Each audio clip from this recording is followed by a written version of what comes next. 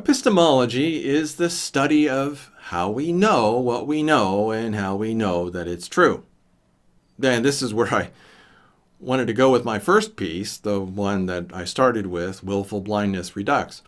But as with so much of my writing, I often start out to do one thing but end up doing something different. Anyway, when I went to look for definitions of epistemology that I could quote, all I got were stupid bits of gobbledygook written by people who either didn't know what they were talking about or didn't know how to communicate what they knew. So far, it seems that Encyclopedia Britannica said it best. Quote, epistemology, the philosophical study of the nature, origin, and limits of human knowledge. The term is derived from the Greek episteme, knowledge, and logos, reason. And accordingly, the field is sometimes referred to as the theory of knowledge, close quote.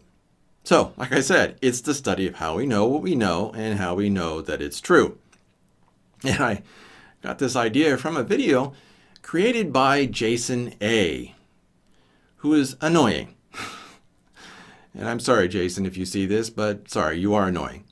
I'm sure that you mean well, but his titles are dishonest, probably because he's too, insert reason here, to title them properly, and it makes it very hard to recommend anything that he does. I like honesty in titles, thank you very much. However, I'm making an exception here, even though the title is stupid, which is, This Evidence Changes Everything.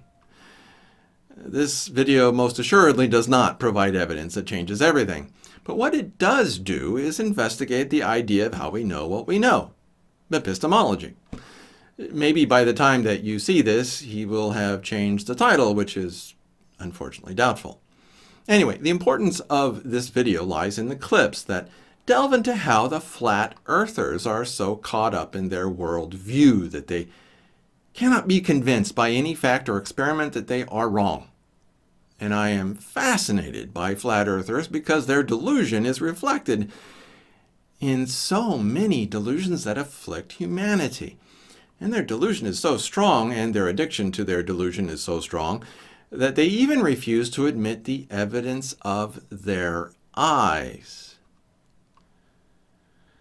I run into this problem all the time in so many different areas, and like I said, this video is what got me started on this idea of willful blindness.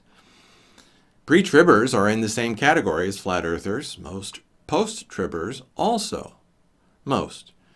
People who deny that peak oil is a threat are also like flat earthers. All of those who are willfully blind are just like flat earthers. And yes, I mean that. Just like flat earthers. Which is why I talk about flat earthers so much. And there are so many flat earthers to talk about. Jehovah's Witnesses, Mormons, evolutionists, atheists, postmodernists, intersectional feminists, global warmists, anti-Semites, socialists, abortion rights activists. All of those groups suffer from this flat earth mentality. And I am thinking that there must be some kind of dopamine high that they get connected to this. Well, it's of course a cult, as Mrs. Little calls it. And yes, she called it a cult before I did, so I'm happy to give her credit. Any idea that has no true basis in fact, that resolutely denies evidence to the contrary, I mean as in the most obvious evidence, is a cult. And sorry, my voice is cracking even as I squawk about this. Or at least it's a cult mentality.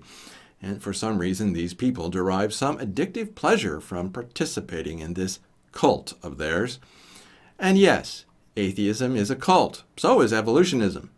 Please stop believing in entertaining ideas. Stop having itchy ears that love to be scratched by stories. And yes, the Bible speaks of those who follow such nonsense. And it speaks of it in this way, quote, "For the time will come," and in fact he's talking about now, "for the time will come when they will not endure sound doctrine, but after their own lusts shall heap to themselves teachers, having itching ears. And they shall turn away their ears from the truth and shall be turned unto fables." 2 Timothy 4, verses 3 to 4. Yes, the truth is painful. No one enjoys being ugly and awful. No one enjoys realizing that we are all of us, idiots that need the grace of God to survive. And we all love a good story, especially when we are bored. But you need to stop listening to the lies. They are killing you.